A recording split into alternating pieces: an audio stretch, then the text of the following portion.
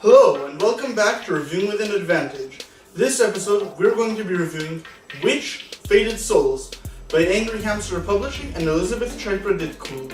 Witch Fated Souls is an urban fantasy game with dark undertones, in which you play normal people who have sold their souls to various demons for magical power. The book starts straight with character creation, and so will we. There are 7 types of demons to which you can sell your soul, and therefore 7 fates, or classes, in this game.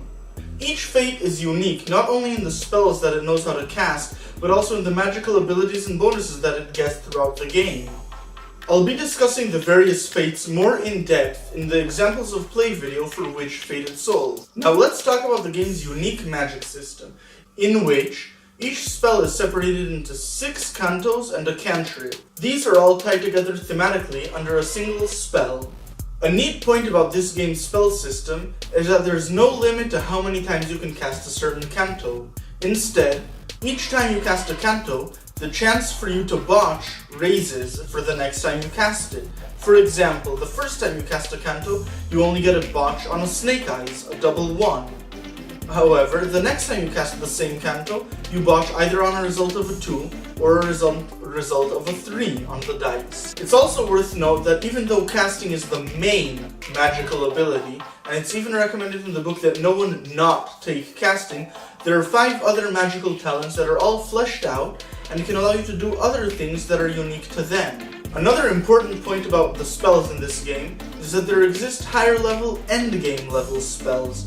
I won't delve into these because I don't want to spoil anything for potential players of the game, but it's worth mentioning that these are also very well done and very interesting. The rules of the game are pretty simple and straightforward, and a bit reminiscent of the D20 system. You roll 2d10 instead of 1d20, and instead of adding your modifier, you straight up add your skill and attribute. These have to pass a difficulty number set by the GM according to the task, or set by the game in the case of certain spells and cantos. Character creation and the mechanics in general do have a few interesting quirks that are a bit silly once you think about them. For example, you can have a character who's a millionaire yet homeless, or a destitute character who lives in a mansion. Another quirk about this system is the damage. You get the same amount of damage casting spells, fighting with melee weapons, and fighting with ranged weapons. In fact, a strong character can get more damage done with a sword than a trained character can with a gun. The setting of the game is pretty standard.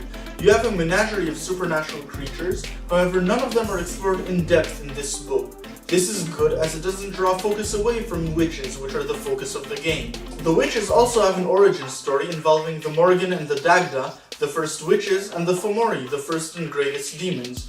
These are largely irrelevant, because nothing in the game makes them relevant unless you as a GM decide otherwise. However, it's a nice touch.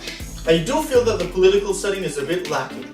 There's one high council of witches, in which you have one member of each fate, except for the seers, which are a newly returned fate and haven't had a chance to be voted into the council. I think that there could be much more political intrigue and play if there were more factions striving for power in the world of Witch. Of course, as a GM you can always homebrew factions, but it would be nice if the starting point was a bit better.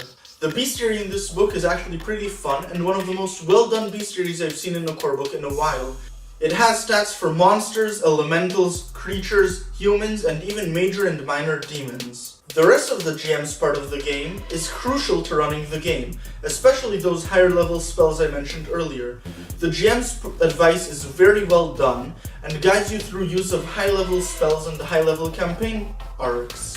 So, in conclusion, the good about Witch Fated Souls: it has a great innovative magic system that actually makes magic spells feel magical again. You can play a witch whose focus is not on casting and still have fun. The fluff is pretty great. All the demons are unique, all the fates are unique, and it feels different to play each and every one of them. The neutral about Witch Fated Souls: the setting is pretty bland.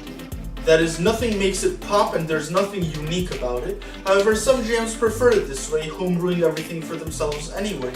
The origin story is largely irrelevant to the plot and feel of the game. Although it's a nice piece of fiction, it doesn't have any effect on the game itself unless you as a GM will it otherwise. This differs from games like Exalted, for example, or Werewolf the Apocalypse, in which the origin story is crucial to the feel and theme of the game. The bad.